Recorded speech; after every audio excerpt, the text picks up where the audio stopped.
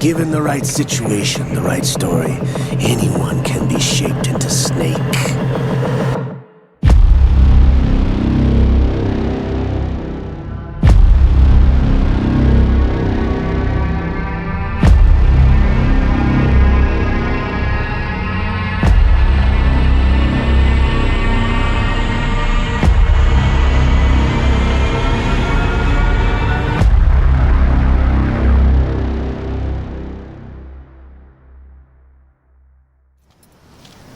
Here.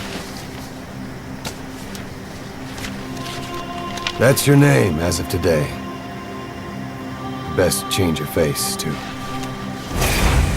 For this one, he'll take your place. From here on, he's Snake.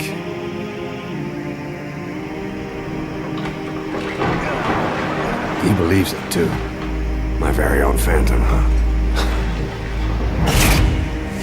To truly understand Metal Gear Solid V, you have to start with a book about lies, manipulation, control, and what happens to the truth when a totalitarian regime takes hold of it. That book is George Orwell's 1984, a masterpiece and Hideo Kojima's primary inspiration for MGSV. In a nutshell, 1984 takes place in London sometime in a dystopian future. Great Britain is now part of Oceania, a superstate stretching across the American and Australian continents and parts of Africa. The British population is ruled by Ingsosh, also known as the Party, an authoritarian regime led by its leader and dictator, Big Brother. He is the face of the party, a symbol of absolute power, and is supported by unrelenting propaganda.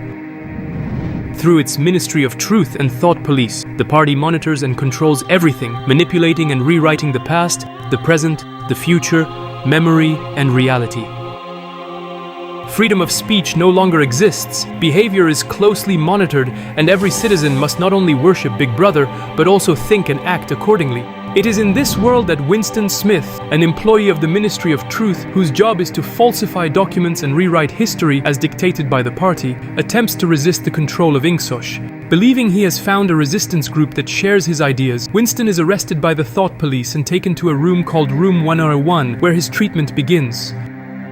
Faced with his worst fears, tortured and mentally broken by a party agent named O'Brien, Winston is brainwashed and eventually accepts the lies dictated by the Ministry of Love. He eventually believes in Big Brother and loves him dearly.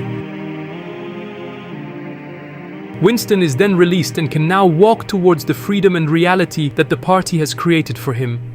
As you have seen, in 1984, reality is not something objective. It is an unstable concept that is never fixed and is constantly being rewritten. And in order to force this reality upon its people, the party constantly brainwashes everyone by manipulating the truth through control, censorship, and the rewriting of the information that is disseminated. Ingsosh does not only want to subjugate its population and crush any form of resistance. The regime creates a world where inconsistencies and contradictions are normalized and seeks to make people love lies and accept the reality it has created. This is how the party invented contradictory ideas such as war is peace, freedom is slavery, and ignorance is strength. In other words, the key concept to take away from 1984 is that lies are truth. And that is exactly the setting MGSV portrays. In this game, Hideo Kojima uses words and language not only as a deadly weapon, but also as a tool to control his audience, to control us, the players. This is what he tells us at the beginning of the Phantom Pain and throughout the game. So the Major sought a system that used information, words, to control the subconscious. His altered state of consciousness has helped us implant powerful suggestions through induced hypnagogia. Words can kill. Metal Gear Solid V is much more than just a game. It's a brainwashing experience in which the truth, or rather, the lie, is something you're only given once you've been subdued. The game doesn't tell a story, it shows how a story is fabricated, imposed, and accepted by the player. As Ocelot says, to understand MGSV, you have to use doublethink. In a world, it's doublethink. In this year, 2 + 2 = 5.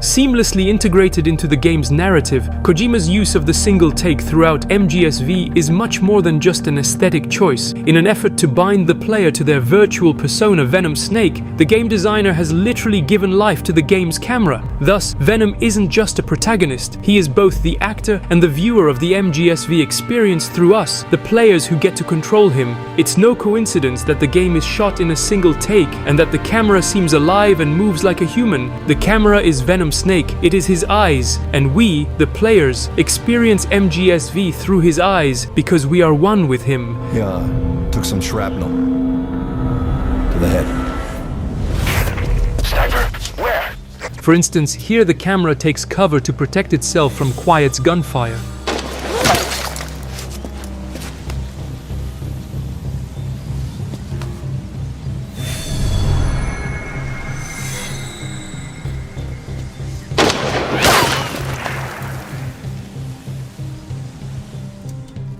There, it is standing between Venom and Skullface and is trying to hide to avoid being spotted.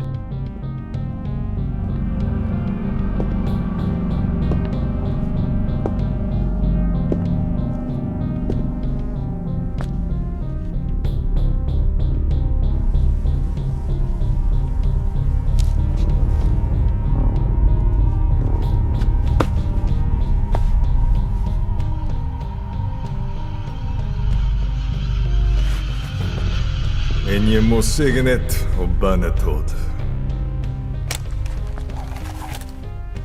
Nu går I bek, Keben.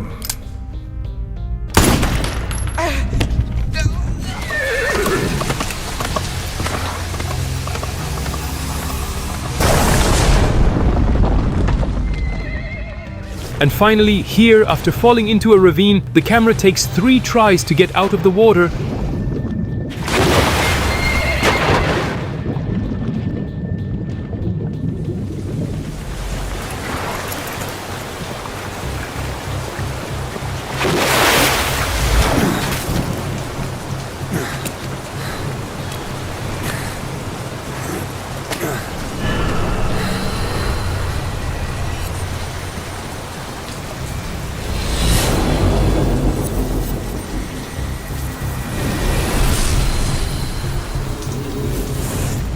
Then grunts and catches its breath as it gets up and joins Ocelot and Venom.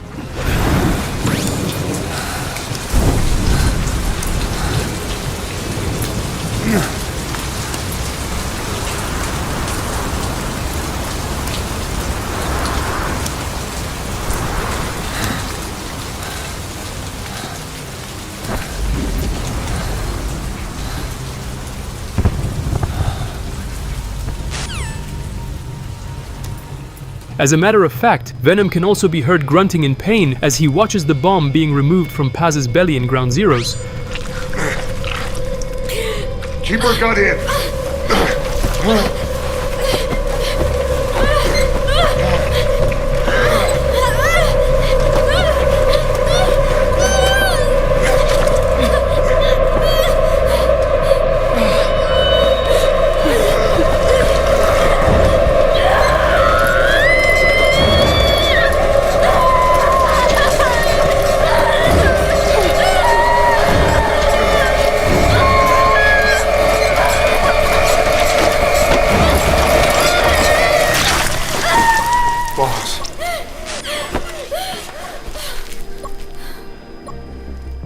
As you've heard, that is indeed Venom's voice coming from the camera in those moments. There's no doubt now that the camera is actually Venom Snake, meaning us, the players. And as you'll see, all of us are part of the MGSV simulation.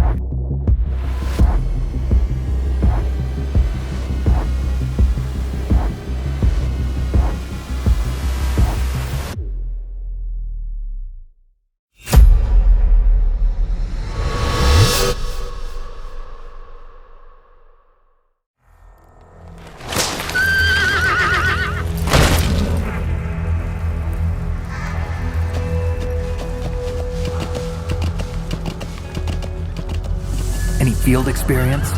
No, not really. So this is your first. I've had extensive training, the kind that's indistinguishable from the real thing. Like what? Sneaking missions 60, weapons 80, Advanced, VR, huh? but realistic in every way. A virtual grunt of the digital age, that's just great. That's far more effective than live exercises. Now that we know every MGSV player experiences the game through Venom Snake's eyes, as depicted by the game's camera, it's essential to understand who is behind all of this. Drawing a parallel with 1984 reveals the answer. Just as in George Orwell's novel, the party manipulates its entire population by controlling information and brainwashing its citizens, it becomes clear that in MGSV, Cypher is a reflection of Ingzosh. As a result, the players represent the population controlled by the Patriots. Each player through Venom Snake is the equivalent of Winston Smith, and the game is our own brainwashing, designed to turn us into clones of Big Boss. I've prepared a ruse of sorts, one I imagine you'll quite like. You could say I've made another Snake, a mental copy. His phantom, if you like.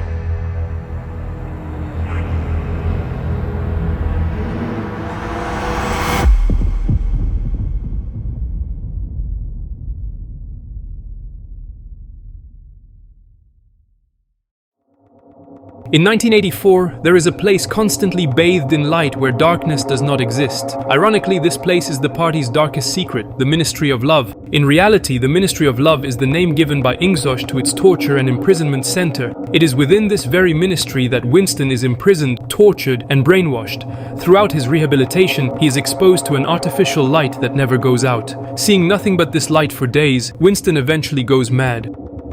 And Kojima depicted this madness in MGSV through all the intrusive and overwhelming lights that Venom sees as a spectator and that the player sees through the game's camera. The link between Winston Smith and us, players of MGSV, who just like him are being brainwashed, is therefore only possible thanks to Venom Snake, because we are one with him in the game.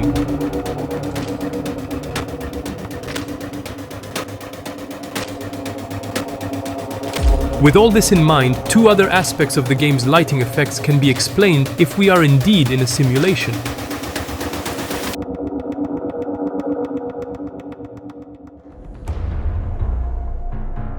You don't get injured in VR, do you? Every year a few soldiers die in field exercises. There's pain sensation in VR and even a sense of reality and urgency. The only difference is it isn't actually happening. That's the way they want you to think, to remove you from the fear that goes with battle situations. War is a video game. What better way to raise the ultimate soldier? Throughout MGSV, two lighting effects appear at specific moments. The first, which appears as lines of yellow light, triggers when Venom feels pain and when he sees one or more other characters suffering.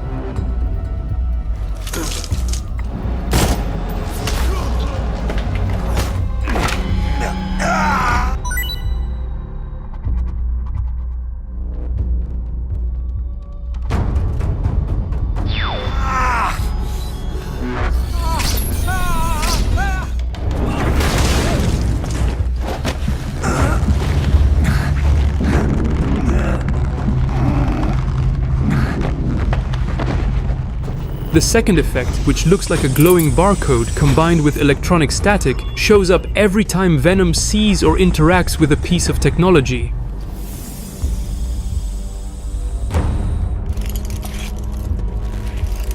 So we have a lighting effect that binds Venom to his own pain and that of the other characters, and another that links him to the technology in the game.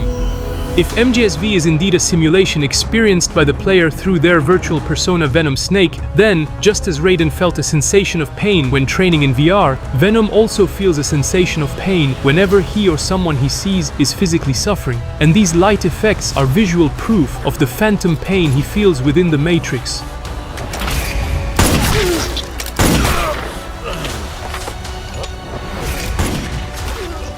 As for the light effects that appear during each of Venom's interactions with technological devices, well, they're here to remind us that Venom is in a simulation that also uses cutting-edge technology designed to turn every player into Big Boss.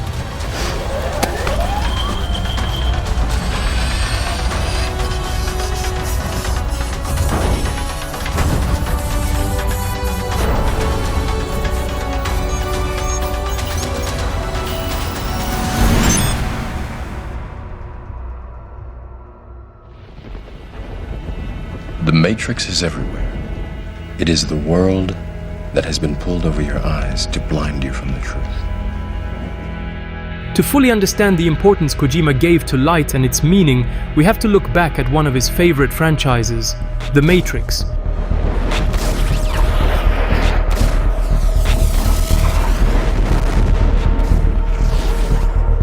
It's important to note that The Matrix takes place mostly in a virtual reality controlled by AIs, to which human minds are connected. To this end, the aesthetic of the films relies on a deliberate use of certain colors to distinguish different levels of reality. For example, golden yellow is associated with the world of machines and Neo's perception of them.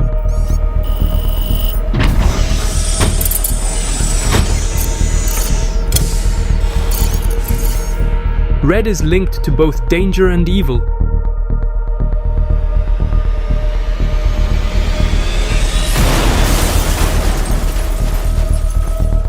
White represents the unknown and mystery, but is also used to show that Neo reaches a pivotal moment in his journey. Meaning it's not just another nuke. Skullface. Finally, green is the color of the simulation and symbolizes the mind within it. That's why every scene set in The Matrix has a green tint. Does that remind you of anything?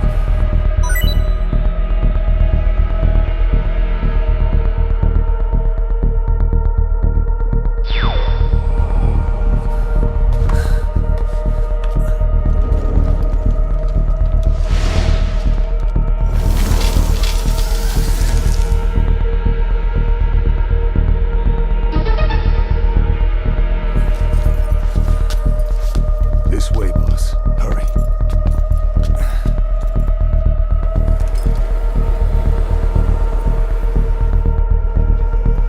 I'll handle the rest. Here.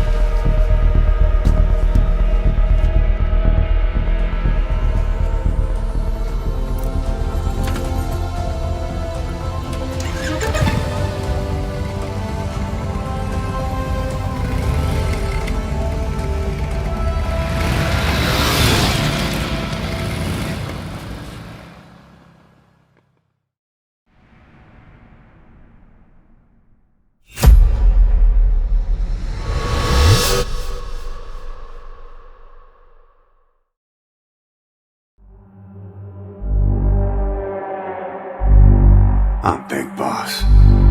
And you are too. Carry that with you wherever you go. If the Patriots are behind the MGSV simulation they use to turn every player into a clone of Big Boss, the key is to understand how Kojima was able to create a game so close to perfection that it fooled almost everyone.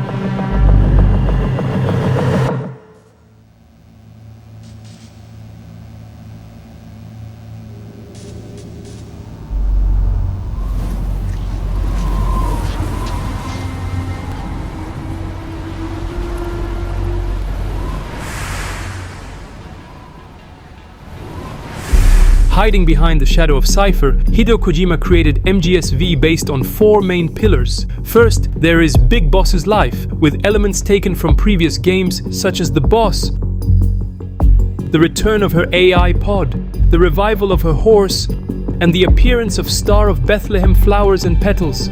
Volgin and Paz, meanwhile, return from the dead, both with the same horn Venom has in his skull. Dr. Kiyomar from Metal Gear 2 is also resurrected. Miller, Ocelot, and Emmerich are there too, as are Eva's motorcycle and Zadornov's bionic arm, which reappears on Venom. Even part of the fake name he used in Peace Walker is reused at the end of the game, but we'll come back to that later.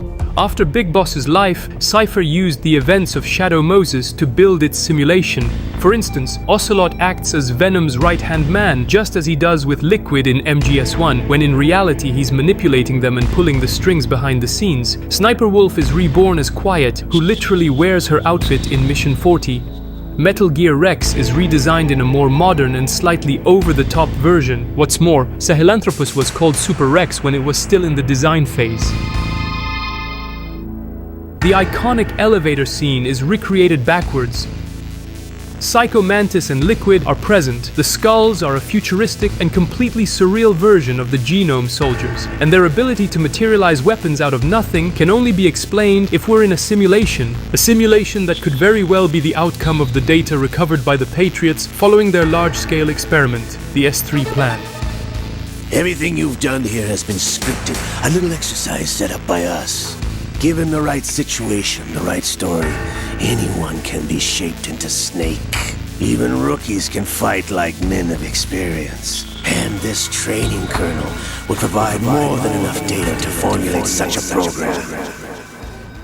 In any case, in addition to Big Boss's life and the events of Shadow Moses, Cypher has blended reality and fiction in its simulation by placing the phantom pain within a specific historical context, the year 1984, and everything that came with it, such as the Soviet occupation of Afghanistan. Ocelot, who manipulates the player and Venom, takes some time to describe the global geopolitical context of this time frame in some of the cassette tapes.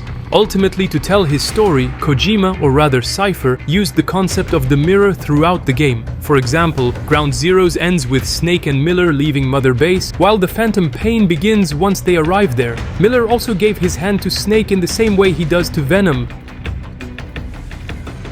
Paz's jump from the helicopter is also shot exactly like Quiet's jump when she first lands on Mother Base.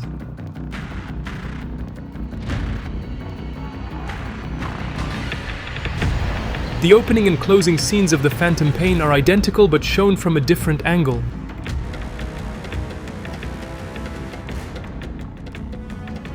The first appearance of Psycho Mantis at the Dekelia Hospital mirrors the one in Shadow Moses. The hospital slaughter echoes the one in the quarantine zone.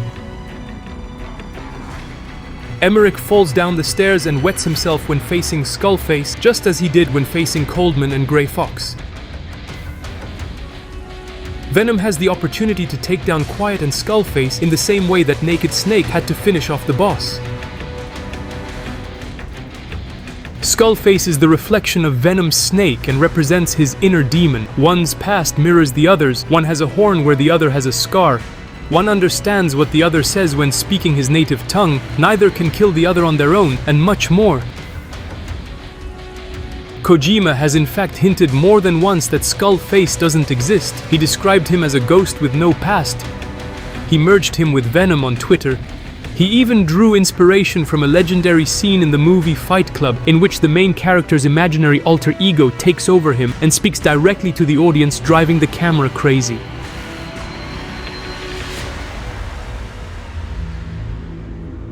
Likewise, if Skullface doesn't exist outside this simulation, then it's obvious that his unit doesn't either.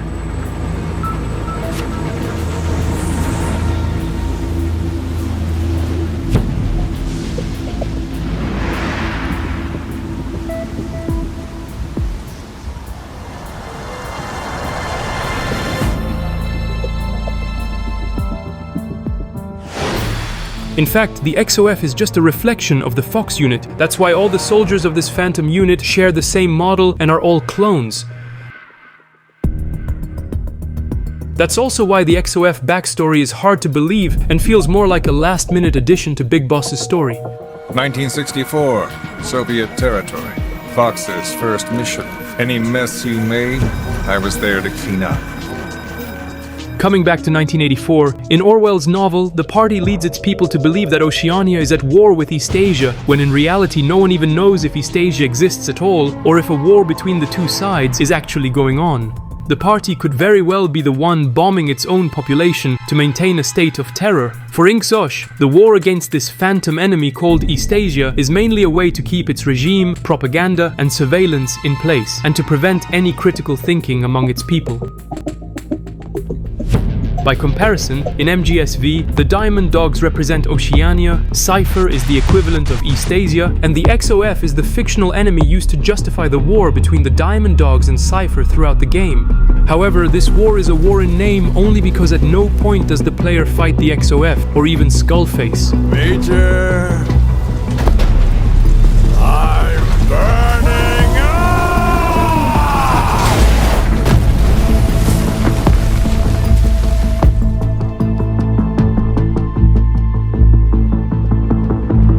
Oceania is at war with Eastasia. Oceania has always been at war with Eastasia. To conclude on the concept of the mirror, in addition to being inspired by works such as 1984, Moby Dick, several David Bowie albums, and many more, the structure of MGSV is based on parallelism and mirror therapy, as these are the core concepts of the game. It is therefore no coincidence that the V on the cover consists of a mirrored exclamation mark placed on Venom Snake's brain. It was all there, right before our eyes.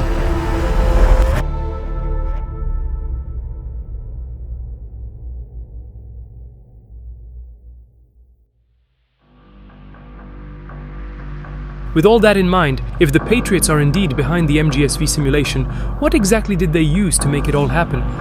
Oh, they've got a name for Anderson's AI project. It's called the Patriots. What if Kojima intended for Cypher to create this simulation using an AI that had access to all the data the Patriots currently possess, from Big Boss's life to the events of Shadow Moses, about the global geopolitical landscape of 1984, and, to a greater extent, about the secret technological, scientific and military achievements that the organization is the only one to know about?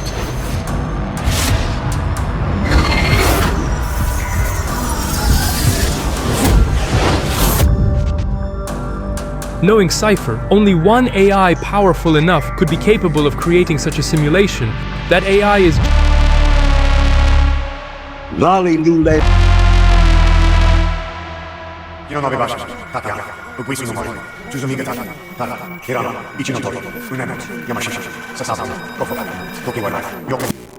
You accepted the fiction we've provided, obeyed our orders, and did everything you were told to. The exercise is a resounding success. Your persona, experiences, triumphs, and defeats are nothing but byproducts. The real objective was ensuring that we could generate and manipulate them. It's taken a lot of time and money, but it was well worth it considering the results. Thank you, my friend. From here on out, you're Big Boss.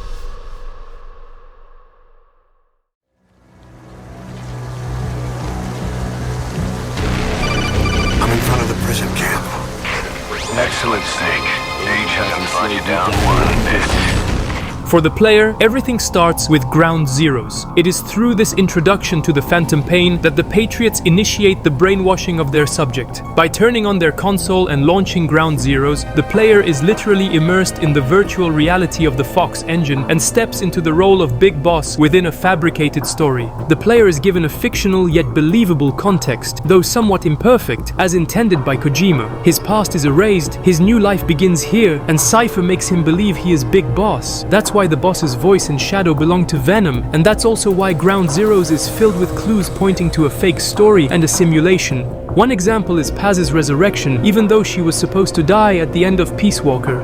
I am just a phantom, a fragment of the mind you have lost. The real me died a long time ago. My flesh, my bones, joining the silt on the ocean floor. We can also mention Miller's lies, hinting that he never betrayed Big Boss. I only want peace for my country. I can't believe we ever bought that cover story.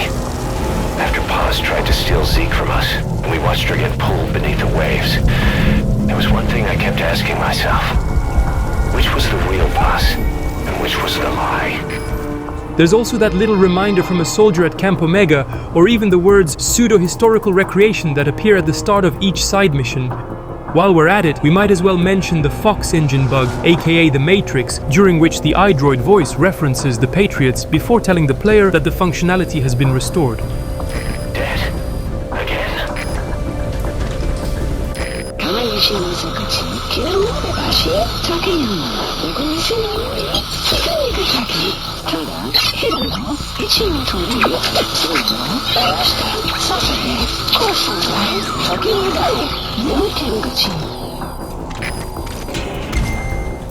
And since we're talking about the iDroid, it seems obvious that this kind of technology makes no sense in 1975, especially since there was nothing like that in Peace Walker just a year earlier. Not to mention the device's name, which is a blend of iPhone and Android, bringing us to our current era rather than back to the 70s or the 80s. Get inside and head northeast.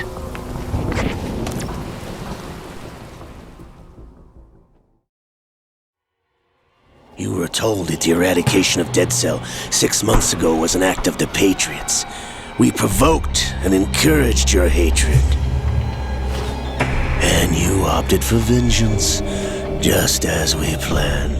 With Ground Zeroes, Cypher's first objective is to trick the player into believing they exist within this simulation, first as Big Boss and later as Venom Snake. Cypher's second objective is, as it does so well, to rewrite history so that the player forgets that Kaz betrayed Big Boss during Peace Walker and that the boss has since turned his back on him. So that's the way it is. No. Big Boss can go to hell. By leading the player to believe that Kaz has always been on their side, meaning on Big Boss's side, Cypher not only allows the Diamond Dogs to exist in the second half of the simulation, which is the Phantom Pain, but more importantly, the organization roots Kaz's thirst for revenge in the player's mind. If we fail, and he dies, we lose our chance of revenge. In fact, without Big Boss's former second-in-command, the Diamond Dogs would never have existed and their quest for revenge would have lost all meaning. Not to mention that neither Venom nor Ocelot have Kaz's leadership and skills. The only reason we're having this conversation is because you still have a role to play. And in reality, if you take a step back, you'll realize that Ground Zero's sole purpose is to make the player side with Miller. First, Kaz manipulates us by lying about his betrayal during Peace Walker. I only want peace for my country. I can't believe we ever bought that cover story. He's then shown to be the most affected by the attack on Mother Base, so that we feel sorry for him. Give it back! This isn't right, that was ours! We built it, damn it! He then draw our attention away to Paz. You spying bitch! Come on, start talking, bitch! Come on, get up and start talking! Only to end up being the only one alongside Big Boss worrying about him. The whole point of this is to make sure that we, as Big Boss and as Venom Snake, trust him again and share his desire for revenge. Don't you die on me, damn it! As you can see, the Patriots have carefully orchestrated everything so that the players believe they are playing as Big Boss and are convinced that he fell into a coma following the XOF strike in 1975. And the use of written elements, or rather language, as mentioned earlier regarding the power of words, lends greater credibility to these events in the player's mind. Words to control the subconscious. What's more, it's important to note that Ground Zeroes and the Phantom Pain were originally one and the same, and according to Kojima, Ground Zeroes was intended to be a playable flashback set in Venom's mind immediately after he saved Miller. So what better way than a false memory forced upon the player to make them accept the past and the identity the simulation wants them to believe?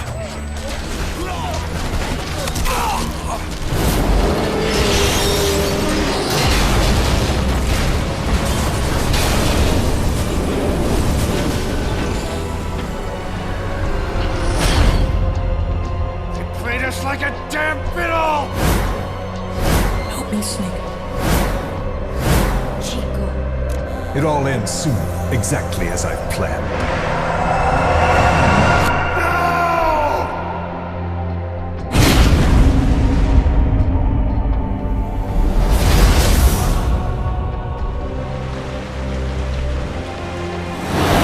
Give my regards to your boss when you get home. Snake.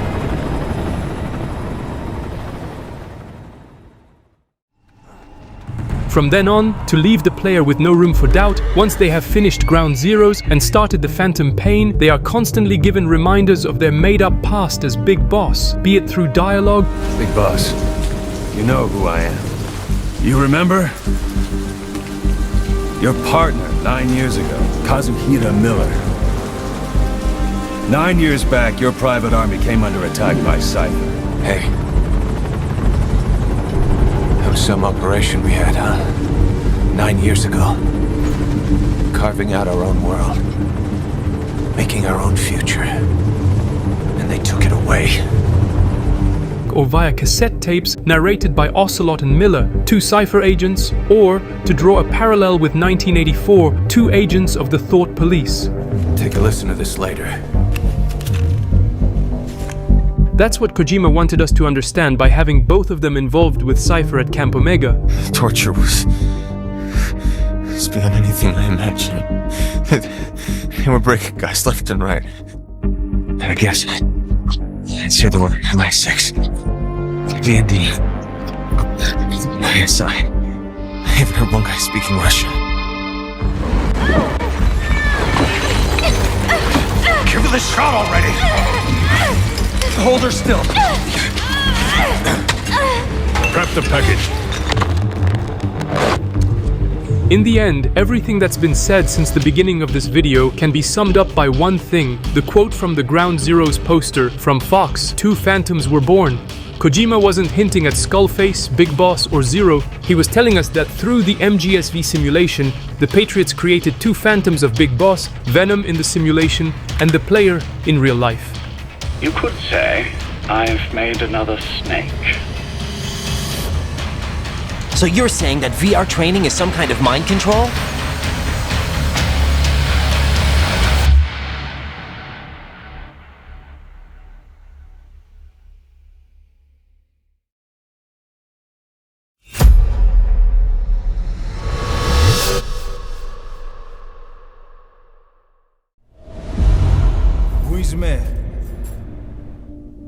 Kuzme.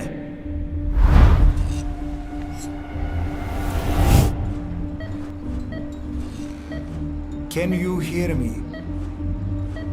Now that Ground Zeroes is complete, the player can launch the Phantom Pain on their console and begin the second phase of their brainwashing within the Fox engine matrix. They dive back into the virtual reality, but this time, they pick up their new life exactly where the Patriots want them to. Convinced they are Big Boss, the player awakens after a 9-year coma. That's what Cypher will make them believe through another of its agents, the Doctor.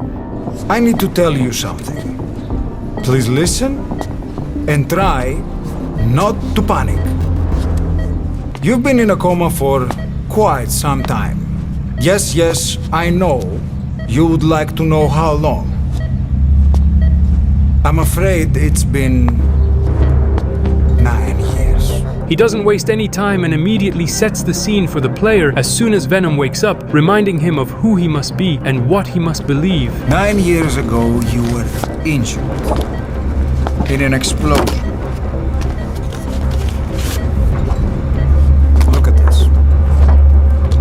The fragments are lodged deep within your cerebral cortex. We couldn't give you an MRI. The metal, you see.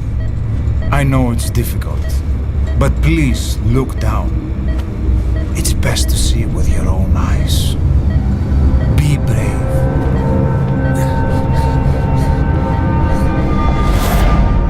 Adding the British flag and the Cyprus map to this fictional setting makes it obvious that the player is being forced to accept a date and location chosen for them by Cypher, since the organization controls all the information provided to them. People need an appropriate context for their lives. A context that's stimulating without being destructive. We are therefore forced to accept the time and the place set for us, as well as our new circumstances. Otherwise, we die. But even if we were to extract it, you would most likely suffer a brain hemorrhage. And this is precisely what will be key moving forward. By making the player believe that Venom suffers from mental disorders and has shrapnel lodged in his skull that is affecting his brain, Cypher can now manipulate them at will. From then on, everything in the simulation that feels surreal, imaginary, or bizarre becomes justified in the player's mind, because they will buy whatever is thrown at them, assuming that Venom is hallucinating. You're not sure what's fact and what's a fantasy caused by the coma. It's still all a mess, huh? Now the shrapnel in your skull is pressing on your optic nerve. I'm told any hard impact could have an effect on your visual cortex. Yeah, the doctor mentioned that. Your brain might process visual information incorrectly. In other words, you could have hallucinations. You might see things that aren't there, or not see things as they really are. All of this is a long process at first, because Venom doesn't swallow these lies easily, requiring time, heavy medication, and constant reminders of the lies he must believe, especially before convincing him that he had plastic surgery. This surgery is nothing more than a pretext used by Cypher to let the player create their character so they can become one with Venom Snake in the game. That is why in the prologue, Venom still has the same face after his fake surgery, which is just another lie intended to manipulate the player. Tomorrow, it becomes Phantom. Besides, the Doctor makes it very clear to us players that we must forget everything, our identity, our past, to blindly accept the ones Cypher imposes on us. Forget everything. Your name, your past. At this point, the player starts to have doubts about the identity of their virtual persona. These doubts will only get stronger with the appearance of Ishmael, who is strangely reminiscent of Big Boss at first glance. The player is then no longer sure who they are. Are they playing as Big Boss or as someone else? Who are you? Who am I? You're talking to yourself. To address the player's doubts, Cypher has everything planned out. First, Venom is given drugs like ketamine, whose chemical compounds are found throughout the hospital, as well as digoxin provided by Ishmael. Nothing like a little digoxin to get you back in the game. Soon after, the hospital is the target of a brutal assault, leaving Venom with next to no chance of survival. Given that ketamine and digoxin are powerful psychotropic drugs known to cause hallucinations, personality disorders, and distorted perceptions of reality, and considering the relentless attack on the hospital, it's clear that Cypher wants to keep the players and Venom's mind busy. As soon as he wakes up, he doesn't have a single second to take the time to think about his condition, his identity, or his surroundings. Barely back on his feet and high on psychedelic drugs, the simulation confronts him with an extremely violent attack, then makes him experience and witness crazy things such as Volgin's blazing return. The child version of Psycho Mantis is also very well thought out, as it convinces the player that everything happening, be it imaginary or absurd, is justified, on the one hand, by Venom's mental state, and on the other, because of Mantis and his powers that are slightly over the top this time around.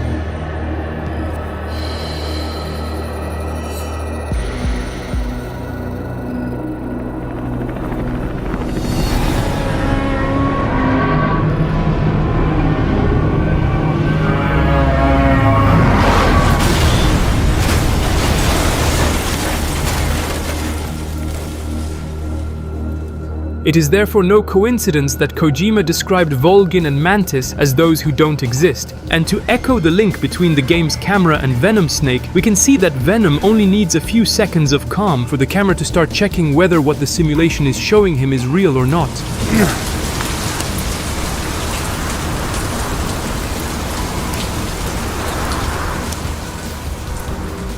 As for Ishmael, he is undoubtedly the most important character in the entire simulation because, even though he's just a carbon copy of Venom's default avatar as seen without his bandages, to most players, he's nothing less than Big Boss. And this is where Cypher's strength lies, because just as in 1984, Big Brother doesn't actually exist, but is in fact a smokescreen used by the party to personify itself as an ideal, the same goes for MGSV, in which Big Boss doesn't exist either. He embodies the figure chosen by the Patriots to manipulate and monitor the player within this simulation. Total information control. Big Brother Zero. And it'll happen before anyone even realizes.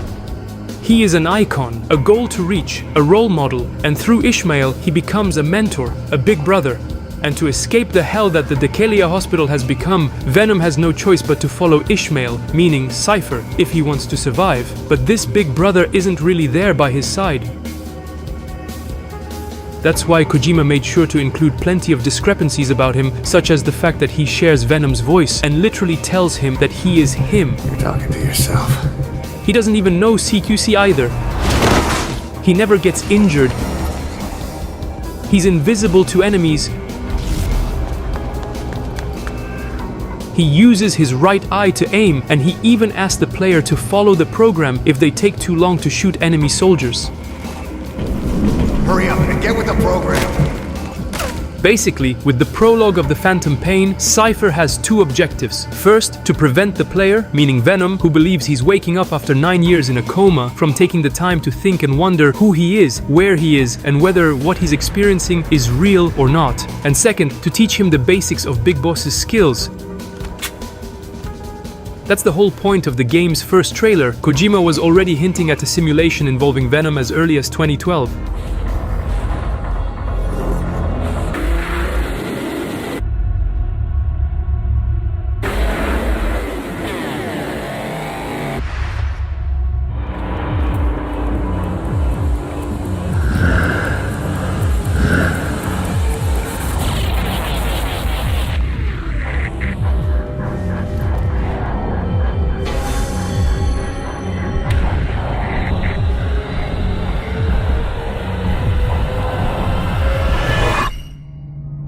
V has come too.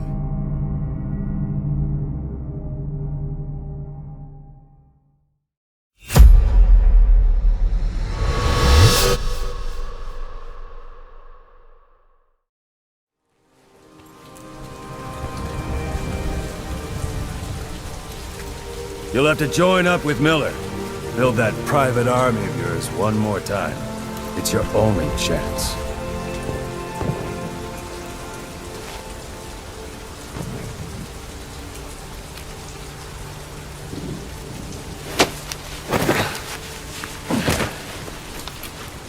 First, we need to save Miller. He's in Afghanistan. Afghanistan?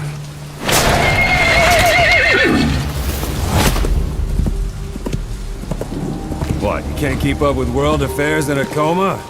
Now that they've woken up and their new life has been forced upon them, the player and Venom must now willingly accept all the lies that Cypher has filled their head with. To do this, from his very first encounter with Venom, Ocelot reminds him of the fictional context he must believe, then helps him get back on his feet before sending him to rescue Miller, whom the player now highly regards thanks to the events of Ground Zeroes. From his first mission onwards, the player is given a number of cassette tapes through which the Patriots, via Ocelot, will continue brainwashing him, using information control, rewriting his past, adding more details to it, and answering all of Venom's questions in a way that suits them. You were returning from Cuba when it happened. Mother Base came damn close to taking you with it into the Caribbean. Before they'd even finished operating, your men moved you to that hospital in Cyprus.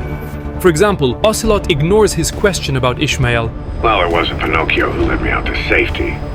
So who was that guy? Cypher went so far as to attack British territory, burning their own ally. In these tapes and all the others, Ocelot is the one who knows everything down to the smallest detail. He even knows things that only Cypher is supposed to know. He is the 1984 O'Brien of MGSV. He imposes the Patriots' narrative on the player, leaving them no choice but to believe him. However, as intended by Kojima, Cypher's plan is not flawless, and it is possible to spot when the organization rewrites its own story within the simulation. For instance, Ocelot first tells Venom that it was his awakening that triggered Mantis and then Volgin, whereas in the so-called truth tapes, he tells Big Boss that it was his own awakening that triggered Volgin's and that he would have to wake Venom up soon. Your rage was like a big bang in his head, blowing the lid off his powers. The boy was then secretly moved to the lab outside of Moscow where Volgin was comatose. There, Volgin's thoughts resonated with the boy and he was awakened. Volgin became the man on fire, hell-bent on getting revenge on you. His instincts led him straight to you. Skullface knew Volgin from Operation Snake Eater, or perhaps from even before. Monitoring this pair of extraordinaries, he discovered the hospital and sent his assassin and XOF. Things are looking worse. Go on.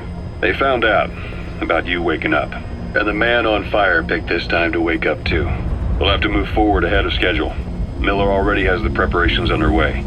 We'll have to wake up your neighbor, too. Cypher is therefore constantly rewriting its own story to deceive the player. The first appearance of the skulls is also a significant follow-up to the events that took place at the hospital. As the player, aka Venom, is still unsure of who they are and what they see, Cypher still wants to keep their mind busy, so the simulation confronts them with another weird situation, a face-off with superhuman zombie soldiers, the Parasite unit. This unit, coming straight out of a nightmare, defies all logic.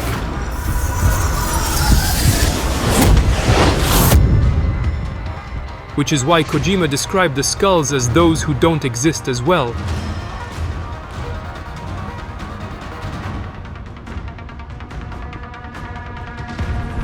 Triumph. Death. We weren't allowed either. Yeah. I remember it all. Eventually, after saving Miller, the player is given one final reminder of the context they must believe through a flashback to the events of Ground Zeroes triggered by Kaz. However, this flashback features a scene missing from Ground Zeroes, suggesting that Big Boss was only slightly injured, his helicopter wasn't destroyed, and he never fell into a coma. This scene seems to unsettle Venom, but he falls for it and finally accepts that he is Big Boss, and that Kaz never betrayed him. I'm gonna make him give back our past. Take back everything that we've lost. And I won't rest until we do. Approaching Mother Base. His first words to Miller are therefore very surprising, yet logical. Gosh. What should I do? Boss?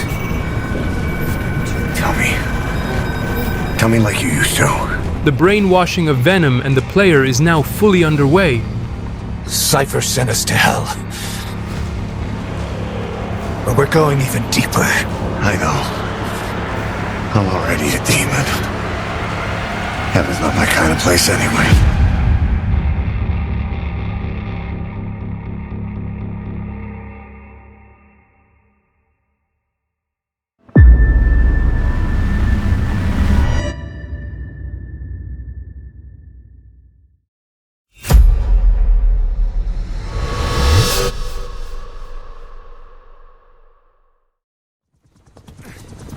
The world calls for wet work, and we answer. No greater good. No just cause. If MGSV stands out from the other installments of the Metal Gear saga, it's because of what it tells, or rather what it doesn't. In this game, rather than telling a story, Cypher seeks to shape the player's behavior and mold them. No matter how much we progress through the story or complete the game, nothing changes in the franchise's universe, whether it be characters, geopolitics, nations, even Cypher, or anything else. In other words, unlike previous titles, MGSV adds nothing to the lore of the Metal Gear saga and has no influence on it, whereas all other episodes feature well-established characters whose actions involve major nations or organizations and influence both the franchise's world and lore. MGSV does the opposite. The saga isn't transformed, only the player is. For instance, even though the game revolves around Cypher and Zero, we never see them at all. The vocal cord parasites are described as the ultimate weapon that surpasses Metal Gear, yet they disappear by the end of the game. Although the new characters are essential to the events of the game, they completely vanish from the saga as soon as the game ends.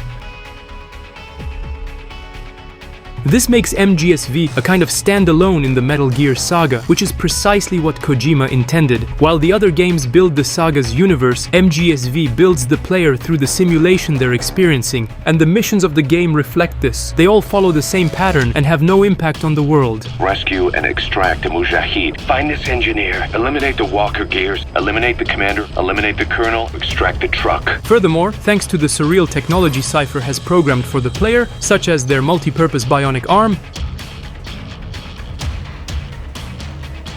holographic eye droid,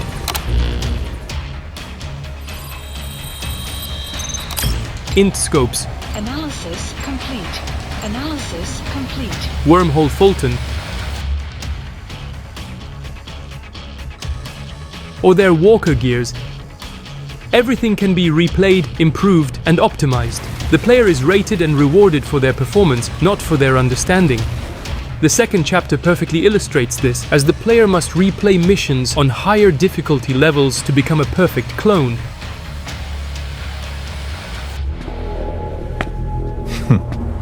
Well, I'm sure you'll see the bigger picture eventually.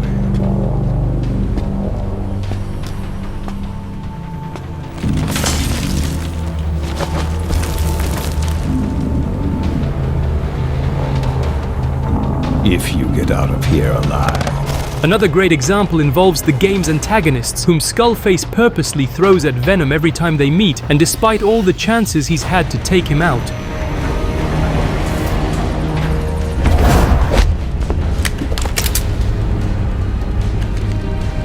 You burn with the rest of them.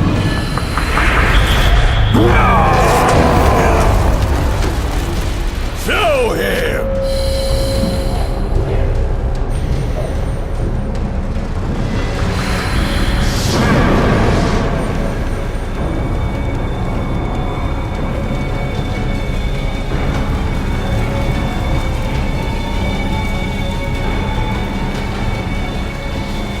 The Phantom Pain is therefore the perfect training ground designed by Cypher for the player to reach the level of Big Boss.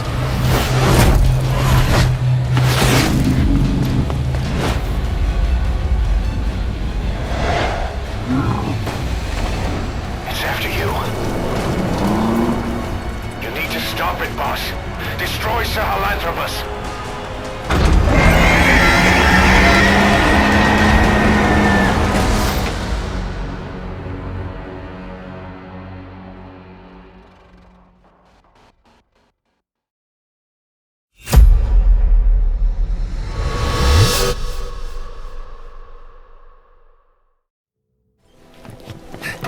Dogs of war for 9 whole years. That ends today. Now you're not sleeping, and we're not junkyard hounds. We're diamond dogs. Now fully convinced they are Big Boss, the player and Venom are ready to head out into the field and learn the skills of the legendary soldier. To do so, they are introduced to the Air Command Center or ACC, where they can organize and plan operations, manage resources, look at images, and listen to tapes. But that's not all. It turns out Kojima didn't choose this name randomly, since in the medical field, ACC is short for Anterior Cingulate Cortex, a part of the brain that orchestrates a great number of autonomic functions, such as regulating blood pressure and heart rate, as well as cognitive functions including reward anticipation, decision-making, empathy, and emotion. Snake?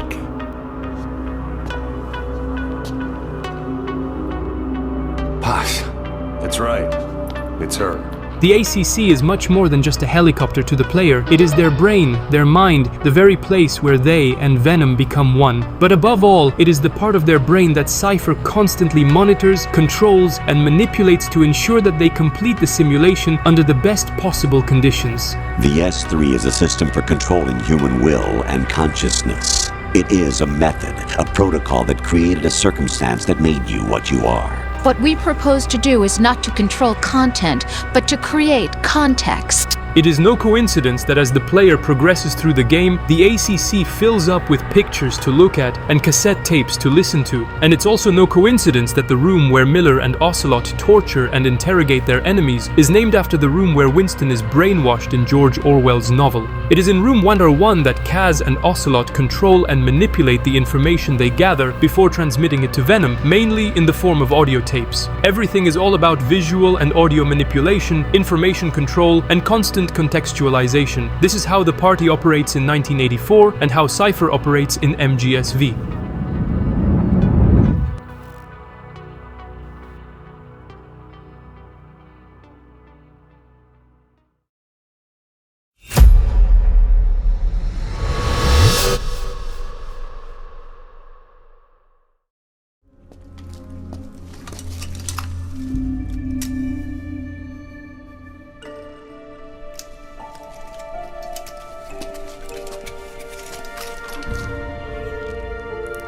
Their lives for a fistful of diamonds, huh?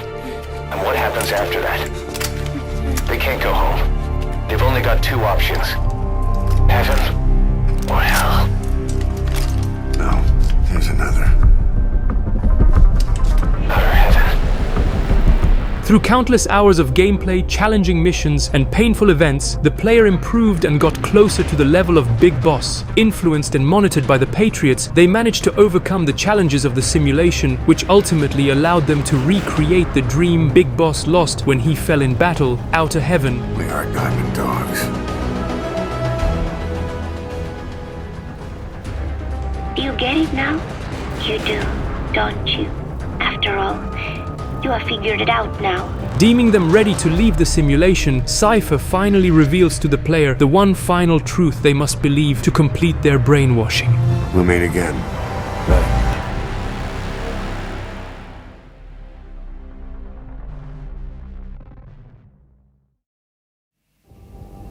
What are your true feelings towards Big Brother? I hate him. It's not enough to obey him. You must love him.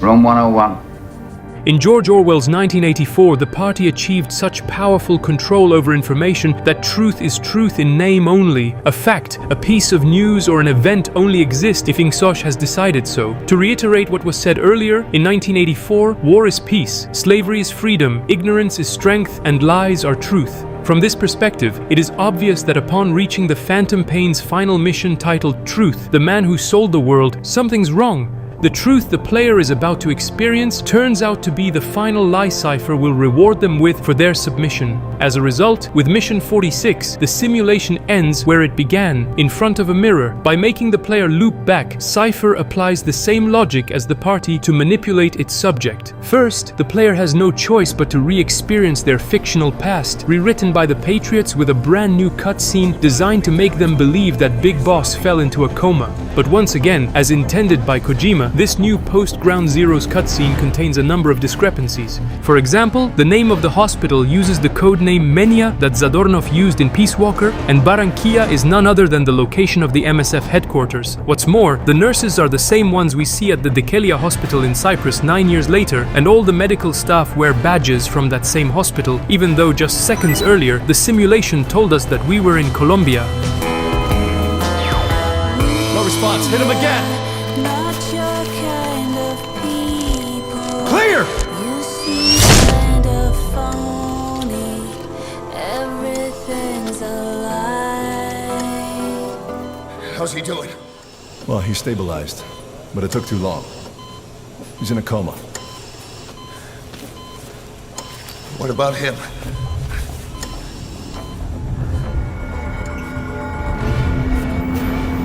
Yeah, took some shrapnel to the head.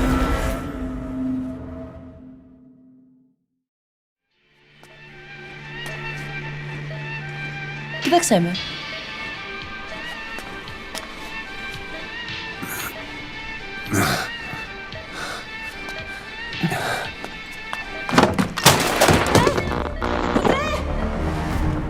Then, the player must go through the prologue again, which is a pivotal moment for Cypher as everything depends on what happens the moment Venom wakes up. By making the player relive an alternate version of the prologue, the Patriots change their perception of truth and reality. Some parts are rewritten, especially what the Doctor says to the player. I'm going to change your appearance. We have no other choice. This is you, as you've lived until this day. Greek that the player didn't understand at first is now understandable. Πρέπει να ενεργήσουμε άμεσα. Προετοιμάστε τον για εγχείρηση. Δεν το πιστεύω. Venom now has the player's face. 48 hours pass after the fake plastic surgery. Venom takes the photos the Doctor shows him, and in doing so, he gets a glimpse of what's to come.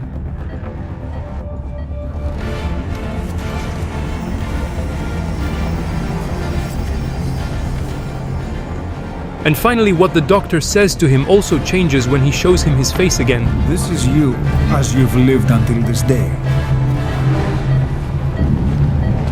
Tomorrow, it becomes a phantom.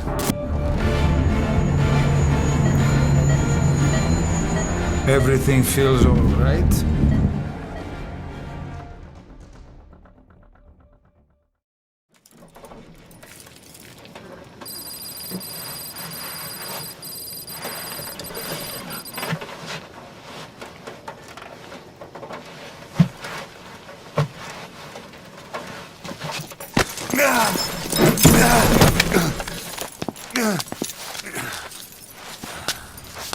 This way, boss. Hurry.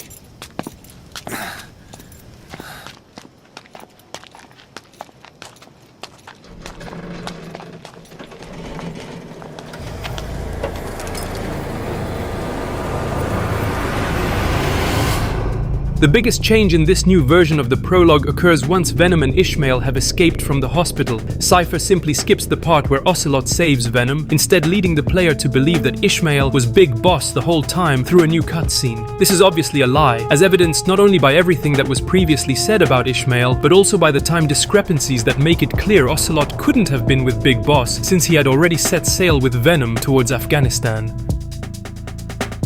In addition to all these changes, one final thing definitively settles the matter in Cypher's favor. That final piece is the game's ending timeline. As explained earlier, words in MGSV, just as in 1984, hold power. They can kill, but they can also manipulate. And what better way to convince the player that everything they've just experienced in the MGSV simulation is real than to blend the game's fictional events with the lore of the Metal Gear saga and real-world events. This timeline is in fact purposefully misleading at times, a deliberate choice by Kojima to put us on Cypher's trail. For example, Zero's visit to Big Boss in 1977, as depicted in the so-called truth tapes, implies that Venom never underwent plastic surgery during the prologue, since he was already unable to tell Venom apart from Big Boss. Which one is he?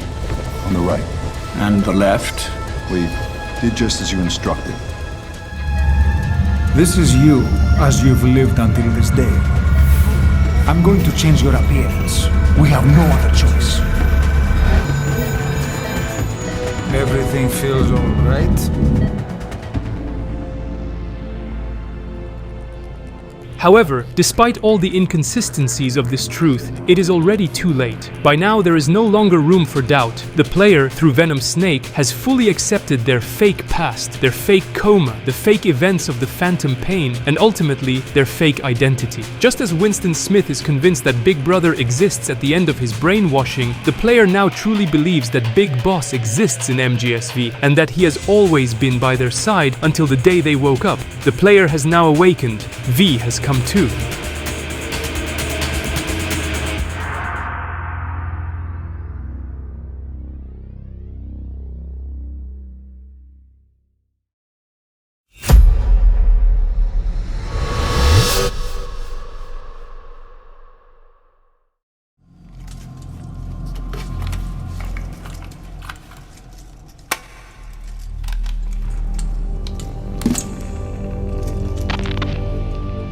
Do you remember who you are, what you were meant to do? By completing the phantom pain, the player finally reaches the legend of Big Boss. If they decide to return to the game, they will now be able to play or replay the missions of the simulation using their true face rather than Venom's. That's it, Cypher finally wins, the brainwashing is over, the player now understands and accepts that they're a clone of Big Boss, and eventually liberates Venom's snake from his fate.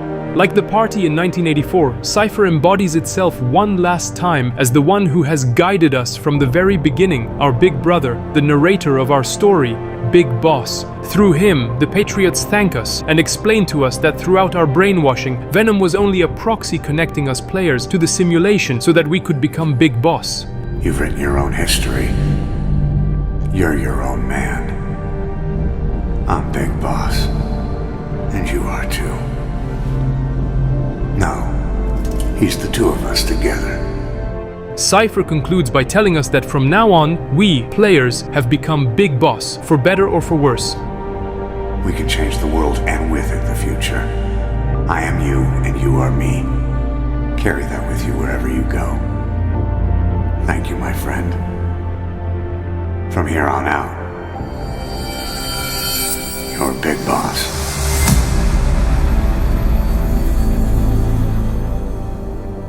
Now free to leave the simulation, Venom breaks the mirror, symbolizing the game's camera for him and our television screen for us.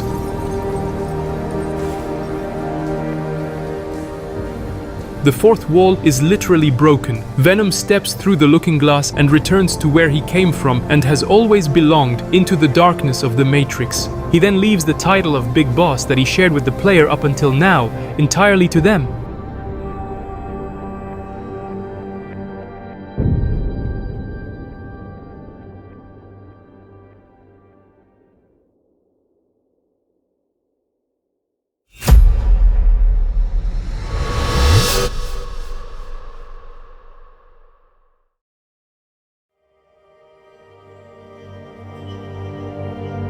With each change, I changed too.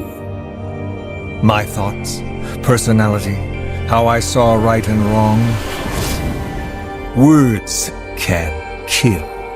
As you have seen throughout this video, practicing doublethink is no easy task, but it's the only way for us to truly understand both 1984 and MGSV.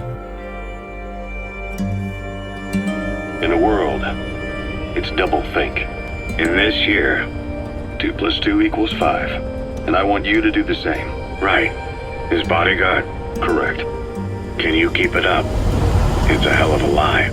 In George Orwell's novel, the party constantly rewrites newspapers, documents, and archives. If Inksosh says it is 1984, then it is the only truth available.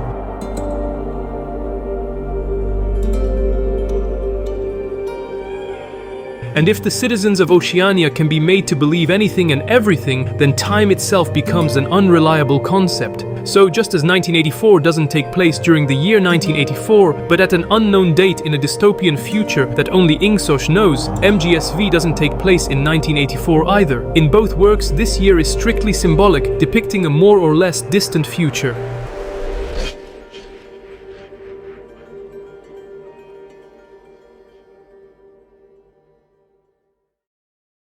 You see this? Diamond Dogs. Acting as Cypher in this simulation, Kojima has been manipulating us from the start, and the game's marketing campaign was his real-life testing ground.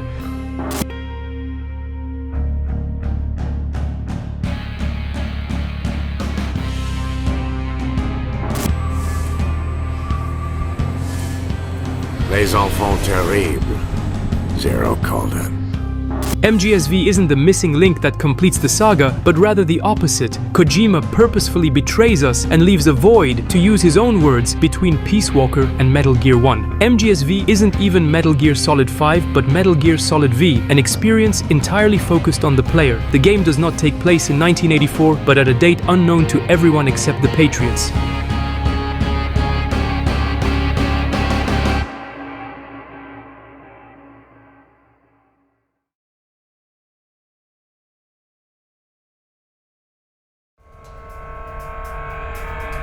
He's experienced all your missions on record and shares all your knowledge and experience to make him believe that he is the one true big boss. Your past is his past now. He's going to be your phantom, not some simple diversion. He'll act as the new big boss. What happens from here depends on his skill. If we really had to include MGSV within the Metal Gear saga, this simulation would logically take place after MGS2 and before MGS4, considering everything discussed in this video and the previous ones, such as the technology used in the game and the parallels drawn with previous titles. This would match the period during which the Patriots were holding Big Boss's comatose body.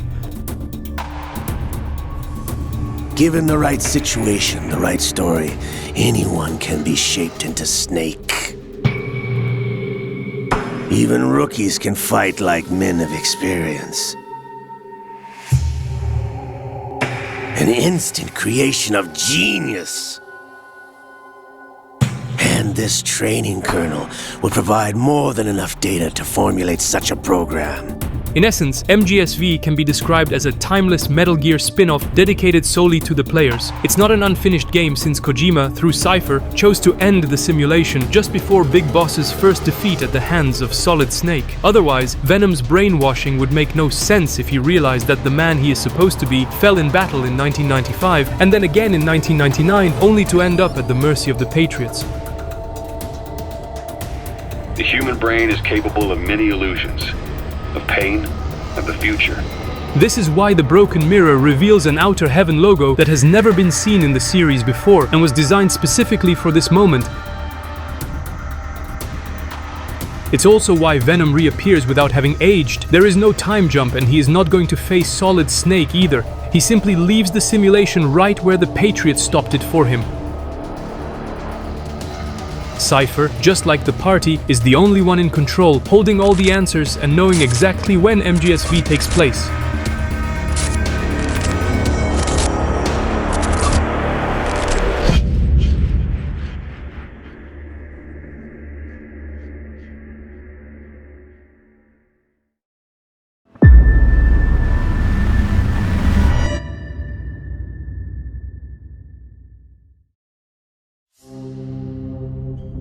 Does Big Brother exist? Of course he exists. The party exists. Big Brother is the embodiment of the party. Does he exist in the same way as I exist? You do not exist, said O'Brien. If you've made it this far, you probably have lots of questions after watching this analysis, like how to explain Miller's hatred towards Big Boss if MGSV doesn't exist in the Metal Gear saga, or even Zero's health if he was never infected by Skullface's parasites, and many others. It turns out all these questions can be answered without ever mentioning MGSV. For example, we don't need this game to understand that Miller harbored a strong hatred towards Big Boss the moment he realized the latter had abandoned him following his betrayal during Peace Walker.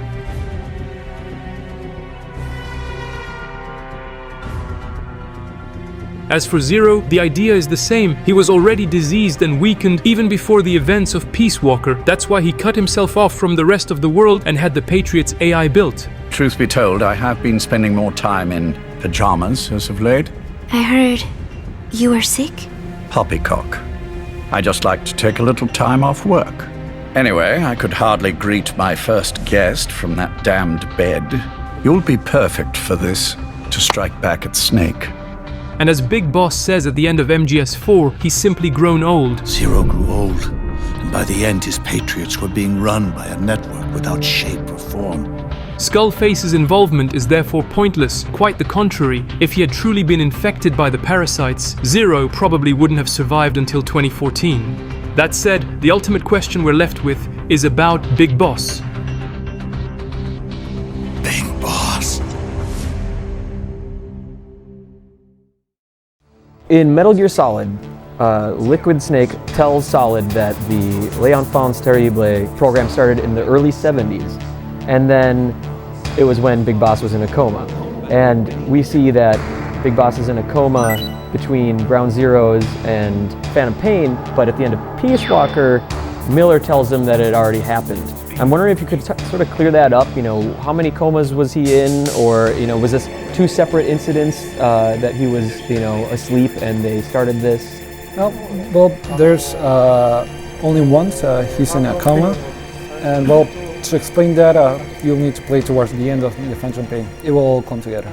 According to Kojima, Big Boss was only once in a coma in the whole saga, and that was when the Patriots recovered his body at the end of Metal Gear 2 in 1999, putting him into that state using nanomachines. The coma mentioned by Liquid in MGS1 can be dismissed, as it's the result of a mistranslation from the original Japanese script that doesn't mention any coma at all. Consequently, this implies two things. First, Big Boss never fell into a coma in MGSV, proving that the game is nothing but a lie. And second, if MGSV is a simulation designed to turn the player into the Big Boss from Metal Gear 1, as stated by Kojima, then it means that Big Boss was definitely there in Metal Gear 1 in 1995 rather than Venom, and that he survived his fight against Solid Snake and reappeared 4 years later in Metal Gear 2. In Outer Heaven, and then Zanzibar Land, Big Boss plotted coup d'etat against Zero. But you, Solid Snake, his own clone, foiled his efforts both times. You erased me 2 times before. Today will mark the 3rd. And that's where it gets interesting, because according to a conversation between George Kassler and Solid Snake in Metal Gear 2, and based on the official lore of the series as presented in Metal Gear Solid 4, Big Boss did indeed survive his first encounter with Solid Snake. His damaged body was recovered to serve as a test subject for Dr. Madnar's Snatcher project, who replaced the hands, feet, and ear he had lost with cybernetic prosthetics, much like Venom's left forearm.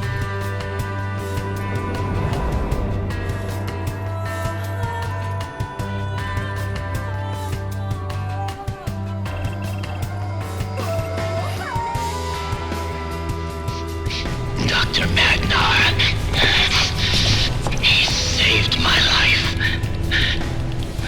Those limbs and others were later replaced by remains from Solidus Snake and Liquid thanks to Eva shortly before the events of MGS4. This would also explain why the Big Boss from Metal Gear 1 doesn't have a horn. He simply isn't Venom, but the real Big Boss. In that sense, to avoid any retcon in the Metal Gear saga's lore, Metal Gear Solid V and Venom Snake cannot be real.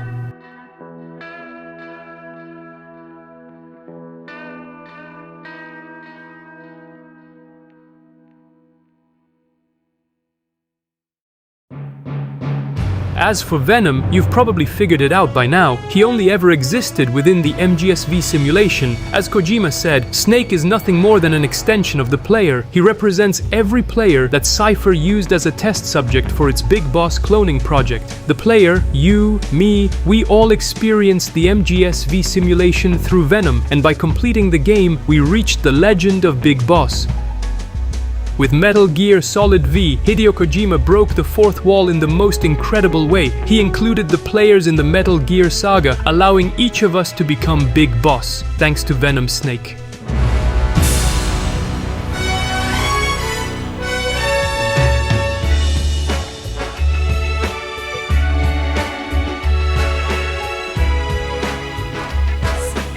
I haven't forgotten what you've told me, boss.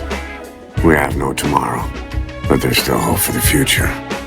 In our struggle to survive the present, we push the future farther away.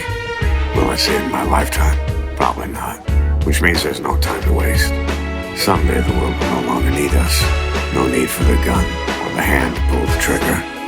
I have to drive out this demon inside me. Build a better future. That's what we will leave as our legacy. Another mission, right, boss?